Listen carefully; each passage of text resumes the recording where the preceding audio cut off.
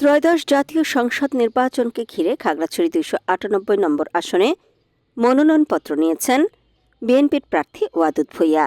আজ দুপুরে তার পক্ষে জেলা প্রশাসক কার্যালয় থেকে মনোনয়ন নেন জেলা বিএনপির নেতৃবৃন্দ। এ সময় জেলা বিএনপির সাধারণ সম্পাদক এম.এন. আফসার, যুগ্ম সম্পাদক অ্যাডভোকেট আব্দুল মালেক মিন্টু, যুগ্ম সম্পাদক মোশাররফ হোসেন সহ যুবদল, স্বেচ্ছাসেবক দল, ছাত্রদলের সভাপতি উপস্থিত ছিলেন।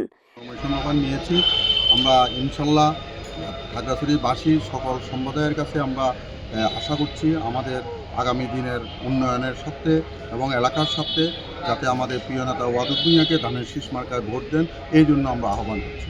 ধন্যবাদ। দীর্ঘদিন পর স্বতঃস্ফূর্তভাবে অংশ নিয়ে বিএনপির প্রার্থী ওয়াদুদ ভূঁইয়ার মনোনয়নপত্র সংগ্রহ করতে পেরে খুশি নেতৃবৃন্দ। ওয়াদুদ ভূঁইয়া এর আগেও সংসদ নির্বাচন করেন।